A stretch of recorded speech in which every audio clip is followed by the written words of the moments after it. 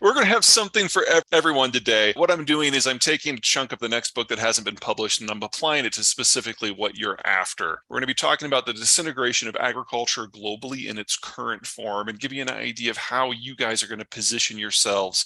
For those of you who have seen me before, you probably recognize this graphic. So I'm just going to go through it quick. At the end of World War II, the Americans put a bullet in the head of the imperial age. No longer would there be sequestered empires competing over resources and labor and markets. Instead, everything would be pooled, and the American Navy would ensure that everyone could go anywhere at any time and interface with any partner and access any commodity and sell into any market, as long as you sided with us against the Soviets. And we call that globalization. But it was a security play, not an economic one. These are demographic pyramids, children at the bottom, retirees at the top, everyone else stacked up in the middle. Canada on the left, that's Canada from 1965.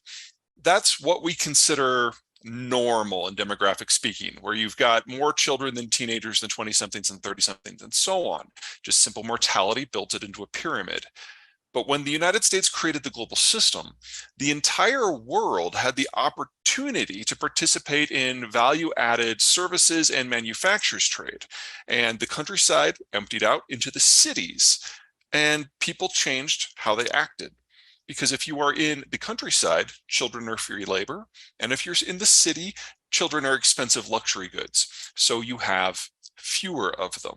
And you eventually migrate to the situation that Canada has on the right.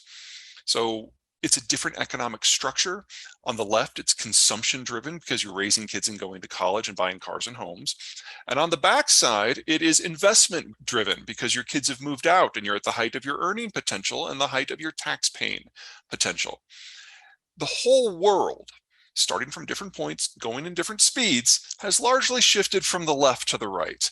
And that means our understanding of economics needs to evolve into something fundamentally new. And we're figuring that out as we go. These are both maps of the Russian space kind of turned on its side so it would fit in a book. The right is the north. Now, on the right, you've got a population density graphic with the lighter of the two orange colors roughly showing the same density as eastern Nebraska if you remove Lincoln and Omaha. So you have neighbors, you will not see them every day. On the left, you've got a climate and economic map. The green is the Russian wheat belt. That's the part of Russia where the weather is not so horrific that you can't live there. And it roughly overlaps with the population density. If you go to the right, to the north, to the blue, you're in tundra and you're Tagai. Nobody lives there. If you go to the left, to the south, to the yellow, you're in desert. Nobody lives there. And Russians get really depressed when they look at this map because they don't see anywhere to hide. So the strategy for the Russians going back, oh, by the way, here's Ukraine in case you can't pick that out. The strategy the Russians have had since Catherine the Great is to move beyond the green and anchor themselves in these geopolitical buffer zones, places where it's really difficult to run a Mongol horde or a panzer division through. And then forward position their armies in these 9 gaps so that they can concentrate their forces as opposed to fighting a war of movement in their core territories. Always best to keep the shooting away from you if you can. Well, the Putin administration has been trying to get footprints in these gaps since it took over in 2000. And the Kazakh intervention, the Nagorno-Karabakh war, the Georgia war, the Crimean war, these are all efforts by the Russians to forward position in these gaps to preclude future invasions. So it's not so much that Russia's not going to stop until it gets all of Ukraine. It's that Russia is not going to stop when it gets all of Ukraine because it still needs to go a little bit further to get to the gaps in Poland and in Romania. Which means that this war is for real and it's for a long time. And even if there is a truce or a ceasefire, it's just going to start up soon thereafter because the Russians don't yet have what they think they need. And that means the world's largest supplier of fertilizer, natural gas, processed nickel, pig iron, and wheat is largely offline. And the Russians happen to also be number 2 for crude and refined product and refined steel and refined copper, seed oils, and wood. This is a big deal. The world has had access to all of these raw commodities and inputs since the Soviet collapse, and now they are all going away, and we are looking at the very beginning of feeling global shortages. This is only the very early edge of the economic outcomes of this war. So that's some of the issues on the supplier side. Let's talk about the consumer side, and that means we have to talk about the Chinese. Now, the single most important thing to remember about China right now is it is failing because of leadership at the top. Chairman Xi Jinping has consolidated power unto himself more than any leader in Chinese history. He has built such a tight cult of personality that his own bureaucrats will not take action unless they think it follows exactly what he wants to do. And that gets to this weird policy disconnect.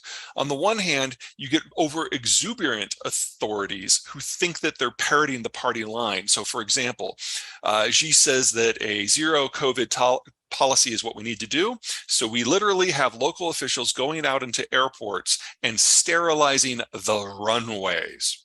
Massive waste of resources. On the flip side, you get a bureaucracy that's completely paralyzed that won't do anything unless Xi actually writes the order down. Regardless of how you look at it, China has gone from one of the more efficient states to one of the least efficient in just the last 2 years. And we're seeing policy collapses across the entire system. Second, one of those policies is how they're dealing with COVID. Zero tolerance may have made sense with the original strain or the Alpha or the Delta strain, but Omicron is the most communicable disease that humanity has ever encountered. And zero tolerance just is not feasible. So Shanghai has now been locked down for the last 2 months. They hope to reopen tomorrow, but as soon as they reopen, Omicron will come back in and we'll just have another lockdown. So China is removing itself from international manufacturing supply chains, which is gutting their ability to earn hard currency and buy anything on the international market.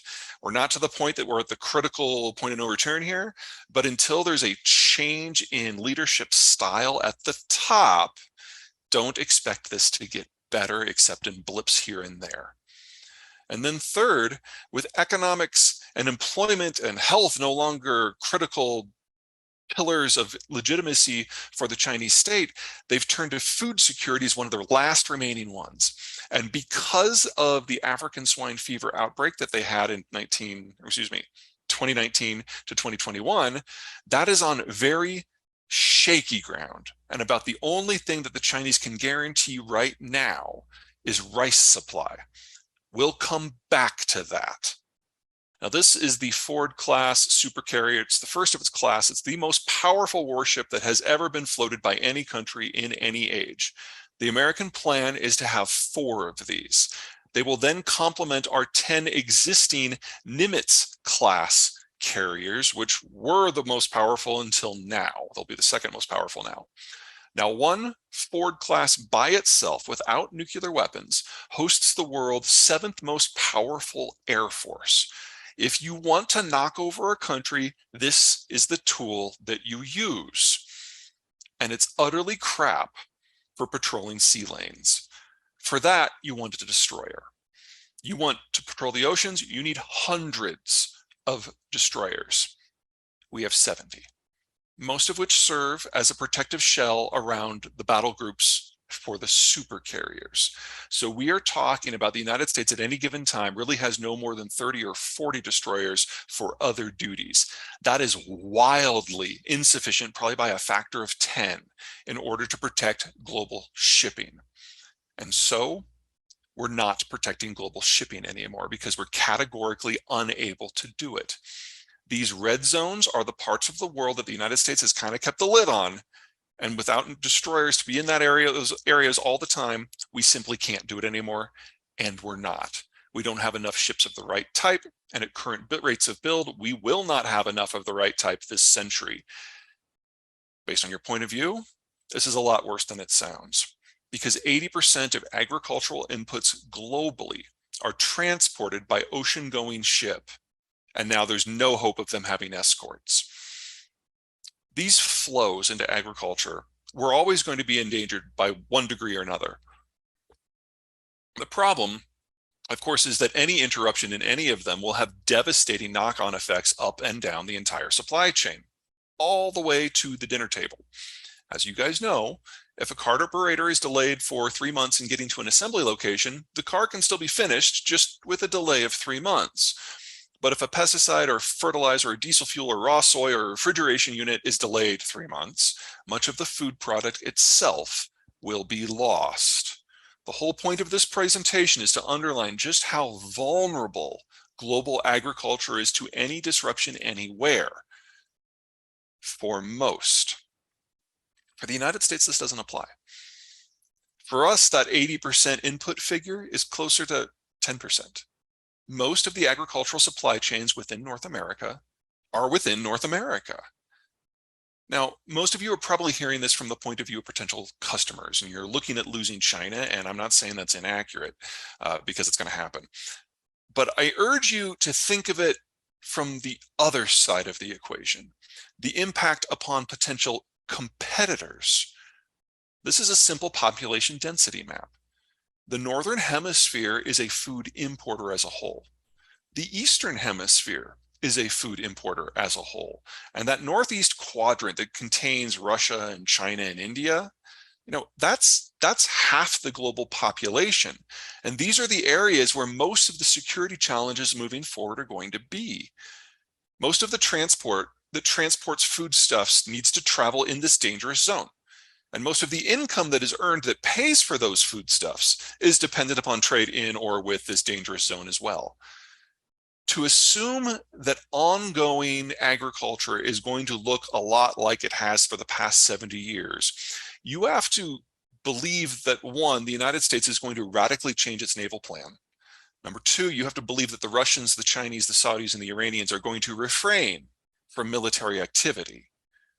Three, you have to believe that Americans are eager to bleed and die to ensure that China can remain fed and energized. That's not a good bet. So will global agriculture have massive challenges reaching inputs and consumers? Yeah. Will you? Not so much. Your suppliers are local. Your two biggest customers, Mexico and Japan, remain easily reachable. Let's talk manufacturing. The globalized system is a bit of a Nazi when it comes to economics. It's all about efficiencies and economies of scale that are global in scope. And in doing that, it assumes that transport is cheap, safe, and available. That encourages not only ever longer, ever more differentiated, and ever more complex supply chains, but that push for specialization also applies to ag, encouraging ever larger farm operations with ever bigger equipment, especially for the row crops, so wheat, soy, bean, potato, canola, beans, peas, buckwheat, sugar beets, flax, sunflower, safflower. That's like a third of global calories right there.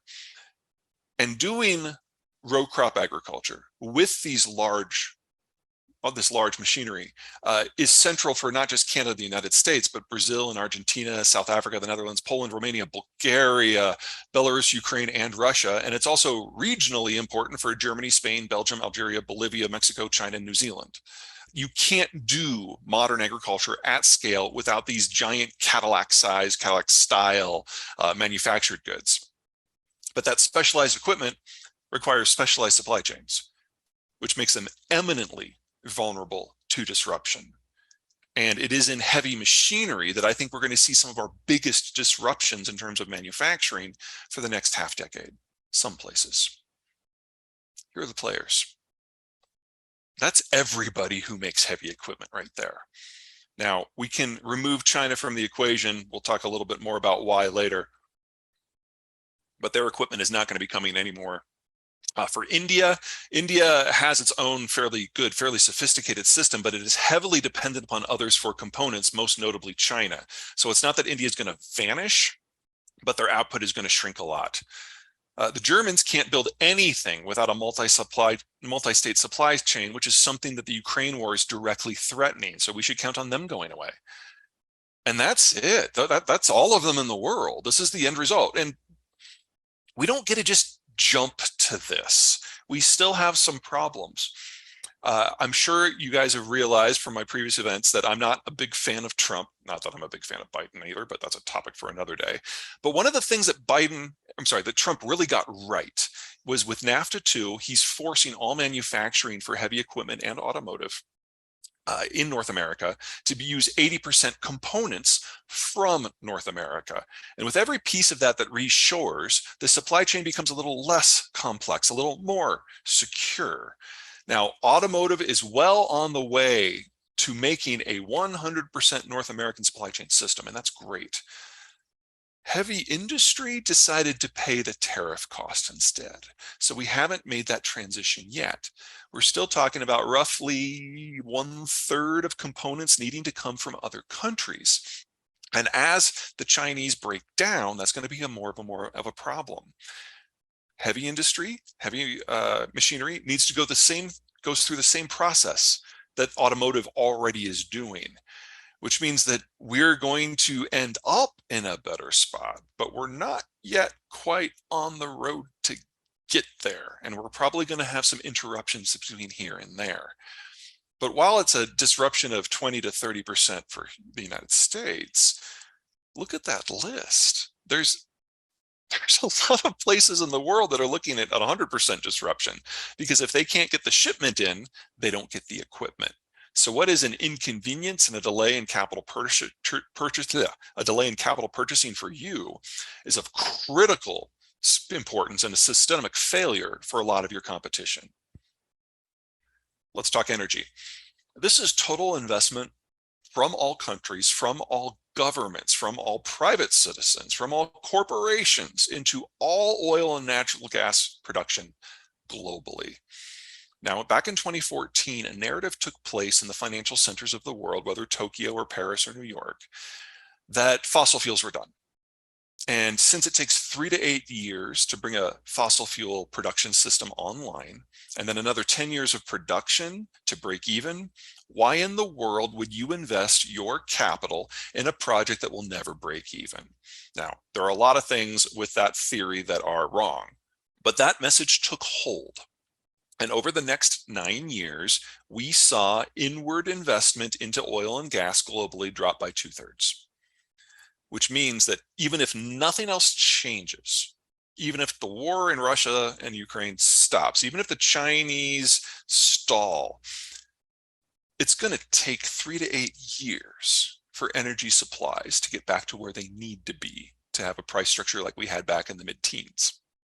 Now, you add in the war and problems with China, this gets a lot worse really fast. But what's true for the whole is not true for all the parts. This is one of my favorite graphic sequences. This is everyone in the world who is paying their power bill. Where there's a power bill paid, there's a dot of light, and you can see that from space. Here are the world's conventional oil and natural gas basins. You will notice that they are inconveniently far away from where people actually live. In the case of the Europeans, they get their stuff from North Africa and the North Sea. In the case of the Chinese, they get some from Russia and some from the Persian Gulf. It's a long haul to get it there. And here are where the shale basins are. Look at North America. Look at the Middle East. The United States is the only country where the oil and natural gas production sites are relatively close to population centers. And that reduces the lag time between new drilling and production coming online well below the 3 to 8 year average that the rest of the world has to deal with. In fact, because shale's geology is so different from conventional fields, the production cycle for American shale is only 3 to 8 weeks, or at least it was back in 2019 before COVID and this everything shortage economy. Now it's more like 3 to 8 months, but that's still loads better than 3 to 8 years, which means American output and production of fossil fuel-based energy, whether it's diesel or natural gas for electricity, is one of the very few that will not be constrained moving forward. As for the competition, oh, it's a bit of a disaster. They're kind of screwed. The most important bit here, of course, is the stuff that comes from the Persian Gulf, in that danger zone I talked about, to East Asia, also in that danger zone I talked about. This is the world's thickest, heaviest oil transport route, and the Chinese do not have ships capable of going more than 1,000 miles from shore, which means if there's any hostility in the Persian Gulf, in the Indian Ocean Basin, or even in the South China Sea, someone with some mid-range ships, the Japanese, the Taiwanese, the Vietnamese, the Indians, us, someone is going to just go to the Indian Ocean Basin and cut the energy supply, and that will be the end of the People's Republic of China as a modern state. Very simple to do. incredibly vulnerable. Let's talk natural gas. Here's nat gas pricing in the United States. Now, back in 2009, that is the year that shale production in the United States became so prolific that it pushed down the cost of natural gas to well below the century average. If you guys remember last January when it got cold in Texas and they didn't know how to cope, that's that spike, doubling of prices. Doesn't look like a big deal, right? Even here's what we're bitching about right now. It is well above what we're used to in the last 12 years, but we're still nowhere close to the 50-year average. You guys want to see the Asians and the Europeans? Yeah, here we go. In the United States, and only in the United States, natural gas is oversupplied. Now, we use natural gas for all kinds of things, for petrochemicals, for electricity, but for this audience, the most important factor is that it's the primary input in nitrogen-type fertilizers. Europe has stopped producing nitrogen-based fertilizers because they can't afford the natural gas price right now. And this is before we've seen large-scale interruptions from Russian natural gas going to Europe. That's coming this summer. In fact, the Russians just stopped selling to the Netherlands today. Last week, it was the Finns. The week before that, it was the Poles and the Bulgarians. We're getting into a point where this natural gas is just going to be gone.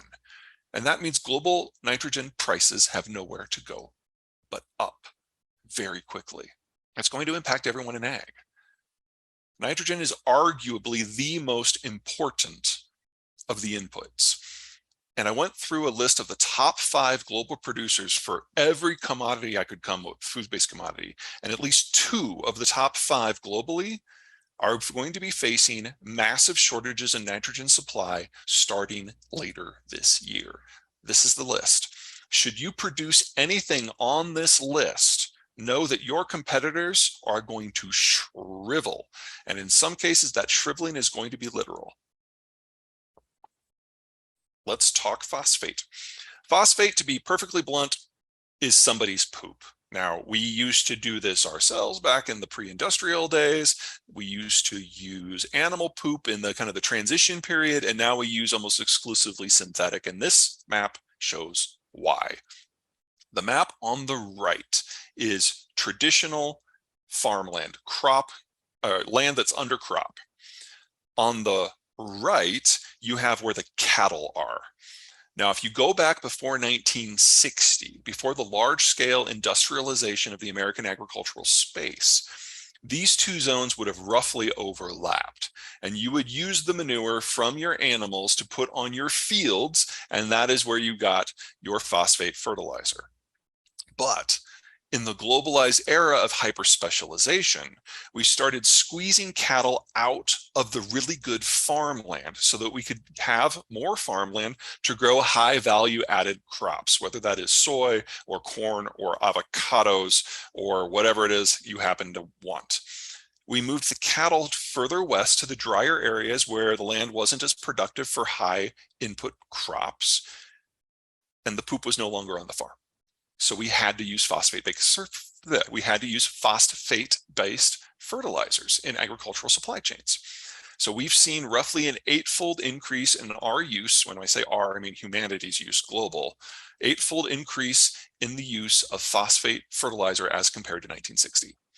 Some version of this happened almost everywhere, which makes phosphate sourcing critical. The bulk of it comes from just 4 places. First, China used to be the world's largest supplier. They've fallen off the market. Remember, they're having food security concerns right now. They have banned the export of phosphate because that's what they need to grow rice. Don't expect it to ever come back. Second, Russia. It's a war zone. Most of their phosphate is shipped out via the Black Sea, which is a place that a lot of cargo ships are just refusing to go. And effective yesterday, the Europeans are no longer providing maritime insurance for any Russian ship export. That's going to crush what's left of their export system. That just leaves the United States and Morocco. That's it. Third type of fertilizer, potash, to make potassium fertilizer. Biggest suppliers, Jordan, near failed state. Germany, very small exporter. Russia, falling offline for the same reasons. Belarus, falling offline because it's part of the Russian system now. Israel, probably okay. And Canada. And that's it. That's everybody. We get all of ours from the Canadians. Thank God for the Canadians. But South America and Australia have no potash. China imports half of its needs. South Asia, Southeast Asia, Australia, and Sub-Saharan Africa, they don't have appreciable volumes of potash or phosphates. We are on the verge of a catastrophic reduction in the ability of the planet to grow food at scale, and it doesn't impact you at all. It's all your competitors that are getting screwed out of this. Same holds true for finance. This is just a simple data chart with data from Purdue University, which arguably has one of the best agronomics programs in the country, showing input costs. For those of you who are in the farming world, there it is. Total amount.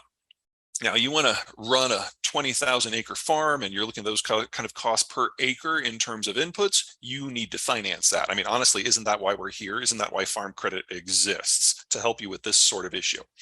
Now, it might sound obvious, but agriculturalists tend to not get paid for their product until they deliver it. I know we've got the futures contracts here, but in the rest of the world, that's a very rare thing. So you need finance for raw stock, you need it for inputs, you need it for equipment.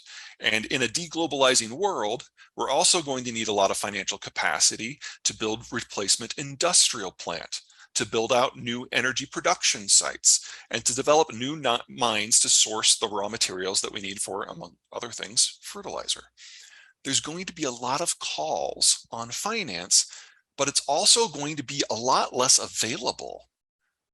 This is simple net worth. As you age, your net worth increases because your income increases, and once the kids move out, you get to save all that money for whatever you want. And it peaks in the final decade before retirement. Now, normally, historically speaking, this was a pretty boring topic because most countries' demographic pyramids looked like this. And so in a normal system like this, Nigeria, the retirement of your 60-somethings didn't matter because you would have more people in their 50s than their 60s, and more people in their 40s than their 50s, and so on. But because of the industrialization wave, we also urbanized. So we don't have many normal demographic systems like Nigeria here. Globalization, industrialization, urbanization, they all change birth rate patterns, sometimes hugely. And unequal generations means unequal impacts. Here's the American pyramid. Not much of a pyramid, is it? First, the bad. The boomer retirement, they were the largest generation we've ever had. They're moving into retirement. It's like the opposite of what's going on with Nigeria. We've got a big generation that is all moving on, and the generations behind them aren't as big. Now, you've all heard the term, the snake swallowing a watermelon. That's the idea that when the boomers move into retirement, we're going to face a lot of fiscal stress in this country in trying to pay for their health care and for their pensions. That's real. That's true. We should stress about that. But the bigger problem, in my opinion, isn't so much how to fund the boomers' retirement, but how to fund everything without the boomers. They're not simply moving into a line item where it costs us more. They're also moving out of a line item where they provide us with investment and tax income. We are on the very cusp of the biggest reduction of capital availability in modern history. At the same time, the economy is turning. It also means that we have a massive worker shortfall for at least a decade, because there are fewer Zoomers, the younger generation there, than there are boomers. At present, we have an annual worker shortfall of about 400,000 people. There's that many more boomers than Zoomers. But the raw data suggests, if labor participation rates hold at their current level, which, who knows, but let's assume that they do, that 12 years from now, we're going to top out at an annual labor shortage of 900,000 people. So this is not a one-off. This is a change in our labor structure that is not permanent, but is going to last for a minimum of 12 years. But that's nothing compared to the demographic issues facing the competition. Here are the world's 4 largest economies. See this? See what that is? Those are the millennials. The United States is the only one with a millennial generation. So will capital costs go up? Oh yeah. If you think you're going to need to borrow for anything in the next 12 years, do it now. Because capital costs, while rising, they will not come down until at least the 2030s. We have to wait for the millennials to be that capital-rich generation and be in their 50s and early 60s. That's going to be a while. But while you're wrestling with that, it's nothing compared to what the competition is wrestling with. Now, the Europeans, that's the bottom left, they have a very static demography that is very rapidly aging. There's no recovery here. Same for Japan on the bottom right. But it's China that is truly horrifying. They were already the fastest aging society in human history. But back in 2020, they started releasing bits and pieces from their decade census. And they now admit that they have overcounted their population by in excess of 100 million people. And that 100 million overcount is represented by those yellow bars. Those are people who probably don't actually exist. So China was never going to survive this decade anyway. But it looks now with their current demographic structure that their population probably peaked in 2004. And we know on average that the Chinese became older than the average Americans by 2018. With this new data suggests that that needs to be pulled forward as well. There is nothing about this that can support a manufacturing and consumption base. It's just a question of how China goes out, not if. All right, a few closing thoughts. First of all, let me talk about the sexiness of wheat. Now, wheat has normally been incredibly boring because wheat is unfinicky. And so when it's unfinicky, you can grow it anywhere. Too wet, too dry, too hot, too cold, no one cares. It grows just fine. So it has been at the center of most of human culture's cuisines since the beginning. In the globalized system, where the money's going fast and free, where transport is cheap and easy, you don't grow wheat everywhere because you don't need to anymore. You can grow something else like, say, citrus, and then sell the citrus internationally at a high dollar point and use that income to buy boring wheat. As a result, we have pushed wheat out from our good lands globally, everywhere. And we now only grow wheat in places where nothing else would grow, and that's represented on this map.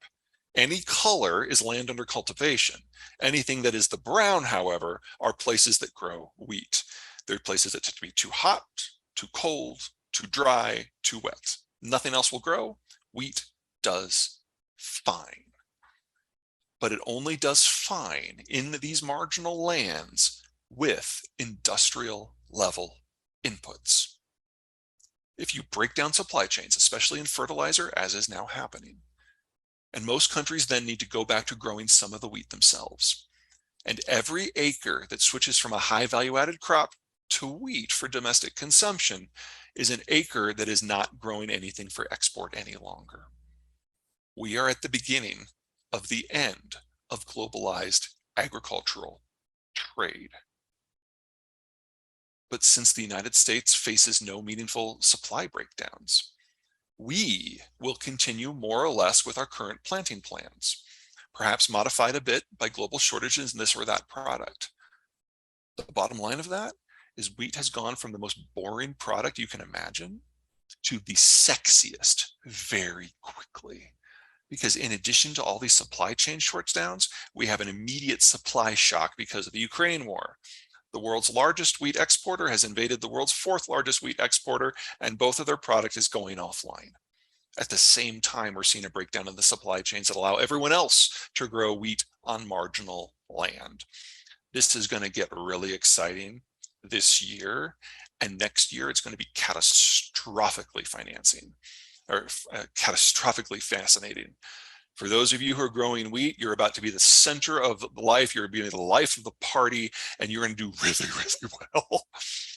Okay, for everyone else, this doesn't work out so well. And here is my most depressing chart ever. I know that a lot of you have seen this before, but hopefully you can see it in a new light now. This is where the world's grain and soy-based calories come from. Specifically, the big exporters are the ones in dark blue and dark green. Everyone else is a net importer. And if you break down the supply chain system that allows them to produce food, these are the countries looking at least a 40% reduction in their ability to grow the crop in the first place. And we start with that in the fourth quarter of this year. We've got disruptions to production. We've got disruptions to the supply chain. We've already seen crop switching in the United States. We've already seen sub-Saharan Africans and South Asians use less fertilizer. We won't know how big of an impact that's going to have until the fourth quarter when we get to harvest. And at that point, we will burn through the global wheat reserve very, very quickly. There is only 8 weeks of global wheat reserve. 4 of that is held in China, and the Chinese storage system is awful. Probably half of it has already been lost. And we will go through it all this year. All right, I'm going to close with a few thoughts on inflation. This is the CPI for the United States and Canada, brother countries, very similar systems, very heavily integrated. It's about what you would expect. You can break the inflation history in North America into 3 chunks. First, World War II and that initial industrialization wave courtesy of globalization. We had to build out the roads, the power infrastructure, all that good stuff. It was industrial demand driven. Second big phase is when the baby boomers came of age and founded households. This is consumer-driven inflation. More recently, this is what we're used to. The Soviet system imploded and all of their raw materials got poured on the global market, keeping commodity prices under control. At the same time, China joined the global system and all that Chinese labor kept manufactured process costs down. This is all over now.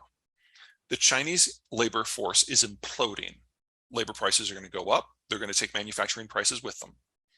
The boomers may be retiring, but the millennials are now the new generation. They are similarly a large generation with a lot of consumption. So we have consumption-generated inflation there as well. Third, the Soviet inputs are disappearing because of the war. No more oil on troubled waters. So we have a commodities shock, a supply chain shock, a post-COVID consumption shock. At the same time, the Chinese system is breaking down.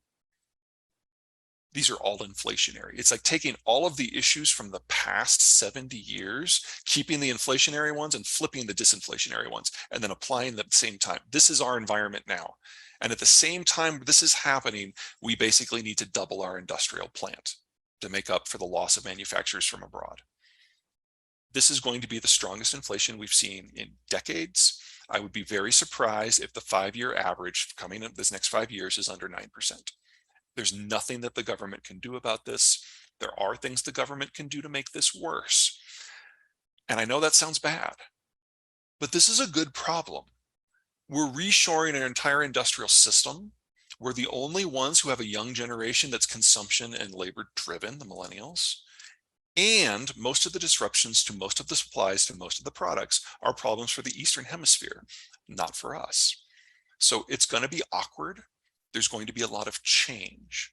But at the end of this, a few years from now, we're going to have a diversified system that's based on local labor and infrastructure. And we will see inflation then come down. But not until that. The next 5 years are going to be very, very rocky. Well, a lot of countries, particularly in East Asia, are regularly manipulating their currencies, excuse me, usually to keep them weaker so they can surge exports. I really don't see any reason for that to change anytime soon. But for the US dollar specifically, one of the many, many, many outcomes of what has happened with the Ukraine war is that the Western world has really banded together specifically for the financial sanctions. And in doing so, the Europeans have more or less publicly declared that the euro is now second fiddle to the dollar, and they're going to follow the US Federal Reserve when it comes to the implementation of the sanctions, up to and including the full sanctioning of the Russian central bank itself, which means that the last outstanding currency, hard currency, that was not aligned with the US dollar bloc is now aligned. But already the Korean won, the Taiwanese dollar, the Australian and Kiwi dollars, the Japanese yen, the Canadian dollar, these were already in alignment with the US dollar. So we're all kind of in one block now, led by the USD. That's kind of part one. Part two has more to do with policy and demographics. interest rates only work if your country has consumption. I mean, that's what you're regulating here. You raise interest rates to tamp down consumption to get inflation under control. And when growth is low, you drop interest rates so that you can spark more consumption. That's what it's all about. But Europe, Japan, and Korea don't have consumption anymore, and not at scale anyway. They're mostly productive economies that export, and for them, the interest rate tool no longer applies, and Europe is now entering that grouping right now. So they will probably never have a significant interest rate environment rise again. But because we have the millennials, for the United States, the old tools still work. So we're at about let me rephrase that. The Federal Reserve hopes to get to 4% this year. And if you've got 4% in the United States and 0 to negative 1% everywhere else, where does the money go? So we are at multi-decade lows for the US dollar right now. I can certainly see it not rising in a straight line. It never does. But this is the macro environment that we are in now for at least the next 25 years. You should not expect the US dollar to fall appreciate for decades to come. I can probably do that broader than just beef. Let's start with opportunities. If you're not selling to Mexico, I mean, what are you waiting for? It's Mexico. We're bolted together at the hip. Their economic growth is probably going to be one of the 3 strongest countries in the world moving forward, and they love beef. That's their first protein of choice. Number 2, the Brits still haven't figured out what to do with Brexit, which is ridiculous. But as they're breaking away more and more from the European system, they're discovering that British food is awful and that European food is no longer as accessible as it used to be. There is going to be at some point some expansion of NAFTA, whether through a specific bilateral FTA or an expansion of NAFTA itself, that will bring Britain into the American family. And when that happens, British beef is largely going to go away, and that's a market you're going to dominate. That will be true to a lesser degree with other food crops as well, because British food, doesn't matter what it is not something that most people want to eat, including the Brits. Okay, Japan. Aging, yes. Demographic decline, yes. But they've kind of found a hack. When they realized back in the 1980s that they weren't going to be able to maintain their consumption and production system, they hit upon a new national strategy carried out by the corporations to desource, to move industrial plant into countries that have positive demographies and build where they sell. They still do design work and some of the more advanced components in Japan and ship that out. But mostly this is like a royalty program almost. And that means that the Japanese have more and more and more spare income to spend with people who are aged 30 and higher. Beef. That's like the go-to thing. Koreans, similar situation, but from a lower point. But the Koreans also have to import a larger percentage of their food. Of these 4, Korea would be the one I'm most worried about for geopolitical reasons. They're more integrated into the international system. They're more integrated into China. They have further to fall. But I have learned over the years to never bet against the Koreans, especially when it comes to alcohol. They will destroy you. Let's see, who else? Well, those are the opportunities. Let's talk threats. China's going away. I'm sorry, it's just going away. There might be on the backside of this Chinese devolution a market in the city-states from Shanghai to Guangzhou. Historically, those places have gotten more of their food from non-Chinese sources. And I think we're going to move back to that era. But first, we have to have China's disintegration, and that could be very messy in any number of ways. Other big problems. In a post-globalized world, you should expect the French to be significantly more protectionist than they have been during the globalized era, and they're going to have kind of the rights of first refusal out of Spain, Portugal, Italy, and North Africa. So you might actually lose access to that zone, even though you would think that geographically you could reach it very well. Okay, yes, that. Well, North America is probably going to make out of this like a bat out of hell. It's going to be great. Now, we still have to build the industrial plant. That takes time. But it does mean that more of our financial heft will be involved locally and more of the value added will be done here, which should should raise the capacity of the American consumer to consume whatever it is that they want. So as you're getting into more specialized foods, exports might become more problematic, but in terms of the domestic market, should get better and better and better, with the bigger delta being in the Mexican space compared to the American space. The biggest problem we are going to have is labor. Labor and finance, because we are looking at prolonged shortages of both. At the same time, we need to double the industrial plant. That is probably going to be 2 of the 4 largest sources of inflation for the next decade. It's not just a war issue. One of the things that we have seen that surprised me is not just that countries got together to put on sanctions, but that private citizens and private corporations got together to throw on boycotts. And to give you an idea of how deeply entrenched this is, one of the first companies to do a full walkout and boycott was BP, which has been the single largest foreign investor into Russia for 15, almost 17 years. They just walked away from everything. $35 billion of investment, 1/3 of their global production. They just left. And one of the companies that left in the second week was Halliburton. So, there's no moral cover here for anyone to be involved in Russia. And that has an impact on every single sector. One of the many outcomes of Russia's demographic collapse since the Soviet system is they've forgotten how to do almost everything. So they rely on the income from their commodities exports to bring in techs to run their sectors. That is absolutely how they produce all of the energy in eastern Siberia.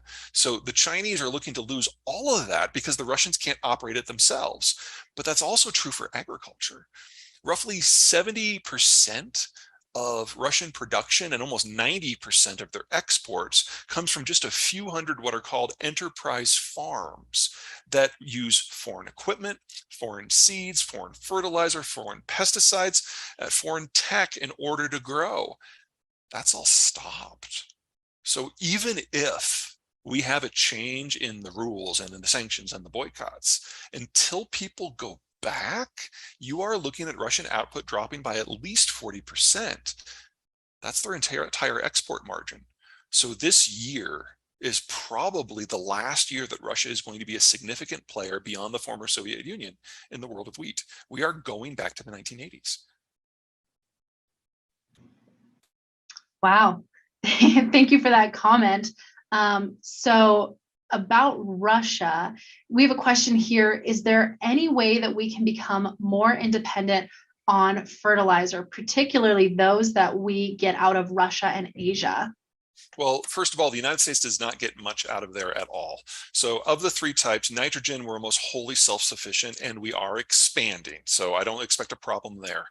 In phosphate, we are pretty much self-sufficient, and what we need, we get from Morocco or a little bit from Israel. And I think those resources are going to be fine too. And those first 2 types, nitrogen and phosphate, we get 90% from within the United States itself. So it's not a huge block. The problem is potash. We import the vast majority of our potash, but it all comes from Canada. Now, a new nitrogen facility or a new phosphate facility, you're talking 3 years. A new potash facility, you need 10. The US has already started building out its nitrogen infrastructure. The Canadians have already started building out their potash infrastructure, but you should not expect those supplies anytime soon. So this is a large-scale issue that is global in nature, that is unavoidable. And I would expect moving forward that we're going to see more and more populist economic policies out of the Biden administration that is going to, among other things, regulate or restrict exports of these materials. Whether or not that is allowed under NAFTA, we will see. But Biden has made it very clear that he's more populist on economic issues than Trump is. And unlike Trump, who will tweet something out and then just expect it to magically happen, Biden will actually go through the bureaucracy and make sure it sticks as policy. So we've been seeing that Trump-inspired Biden operationalized pattern in a lot of manufactured goods so far. Expect to see something like that in agricultural inputs as well. That includes oil. We don't ship a lot of manufactured goods in that heavy space to the Europeans because they produce their own, specifically the French, but also the Germans and the Italians.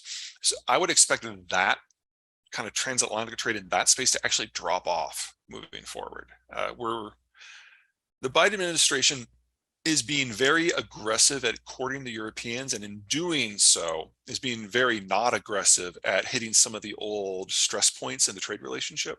So I would expect, John Deere going there or Kuhn coming here, I would expect that to drop back a little bit. In terms of products, the same issue holds true. We have always had an issue with the Europeans' common agricultural policy. We are choosing to not make that an issue right now. Now, that does mean that the rest of the world is game when it comes to market share.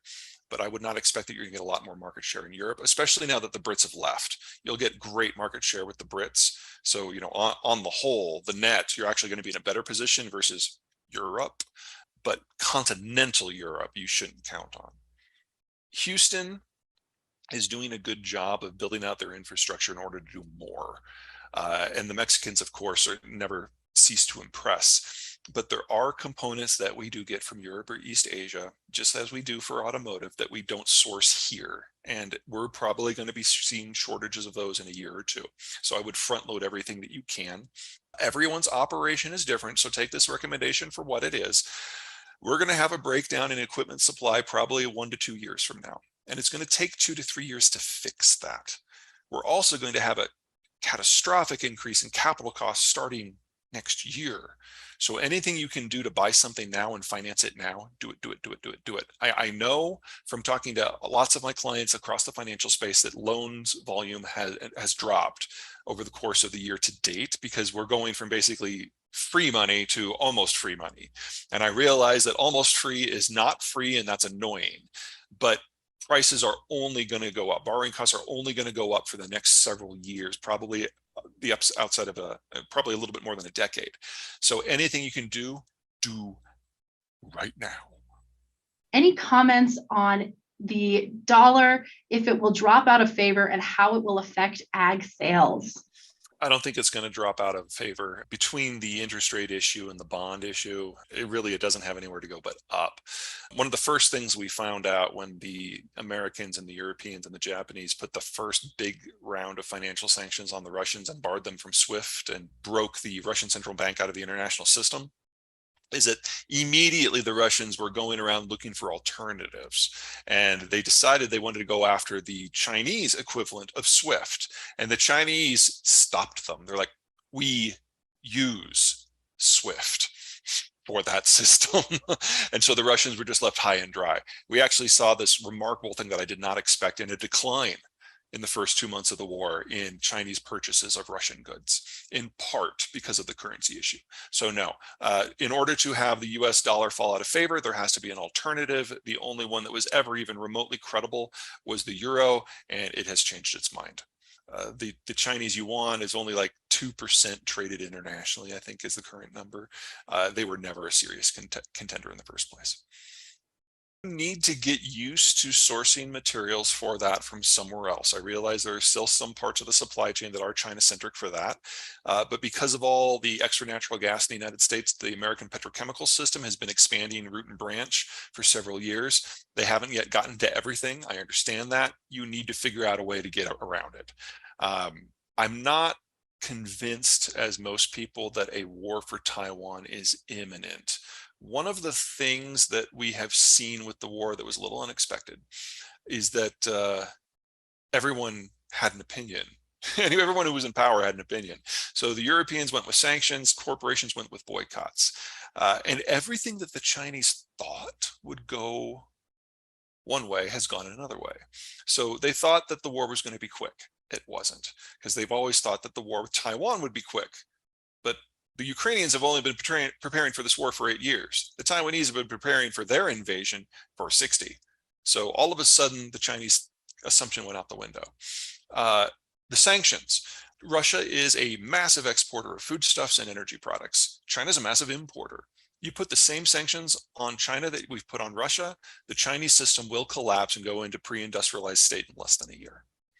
But I think it's the boycotts that have really scared them. Having individuals, investors, consumers driving corporate policy, the Chinese don't even have a frame of reference for that one. And it is foreign activity in their economy is the Chinese economy. They can't do it without the market access or the tech. So everything that the Chinese thought would happen hasn't. It's gone the opposite way. And Xi has so gutted his country's intelligentsia that there's no longer a cadre of smart people that you can send into the back room with a bunch of bourbon and pizza to come up with a plan B, because he's shot them all. So the only reason there would be a Taiwan war, in my opinion, is if it's because Xi is just hitting his head into the wall until something cracks, and the legacy policy just gets played out on autopilot with no guidance, which would be an absolute disaster for the Chinese strategically and economically and demographically, none of which helps you with your chemical problem. So you definitely need to start reaching out to your distributors and to their manufacturers. And like this is just one of those things that has to be moved as quickly as possible. Organic food uses more chemicals, it's more damaging to the environment, it has a higher carbon footprint, and it's really only practiced by people who have the freedom to do it. In terms of global demand, I think it's going to crash. But in terms of American demand, I see no reason why it's not going to continue to grow, although maybe at a slower pace, because we're not going to have the disruptions to supply for the inputs, which would suggest to me that Americans aren't going to feel most of the pain that the rest of the world will, and our proclivities will continue in more or less the current form. Now, one of these days, we are going to have labeling on food in the United States that takes into account carbon footprint. And when that happens, organic food is going to die. So my advice to American agriculturalists has always been push for labels. Just make sure that you're in charge of what gets on it. And if you're pushing against labels and they happen anyway, you will have no say. This is something you need to steer from the front, in my opinion. You can always come to our website, Zion.com, sign up for the newsletter. It's free. It will always be free. The Twitter account is @PeterZion.com. Unfortunately, when it comes to like economic analysis of this sort of stuff, everyone is working from the assumption that globalization is going to return to its 2019 norms. And I'm sorry, but that's just not going to happen. So when you talk to folks like the Food and Agricultural Association or organization, that's the branch of the UN, they're working from an assessment that is now several years out of date. And until such time as we have a hard crash, it's really difficult to imagine the bureaucracies that have built up these models over the last 40 years walking away from them, because from their point of view, it's just around the corner. I don't think that's going to happen. Rystad Capital is pretty good when it comes to energy management, energy statistics and predictions. Al Jazeera, of all things, is probably the best overall news service left in the world. Everyone else has kind of gone down that rabbit hole of opinions and ideology. Al Jazeera is making it up as they go. You know, they report what they see, and if they don't understand it, they ask people from different sides and report what they see. And you know, we used to call this journalism, and they're about the only ones that are left. Only read Russia Today for comedy value.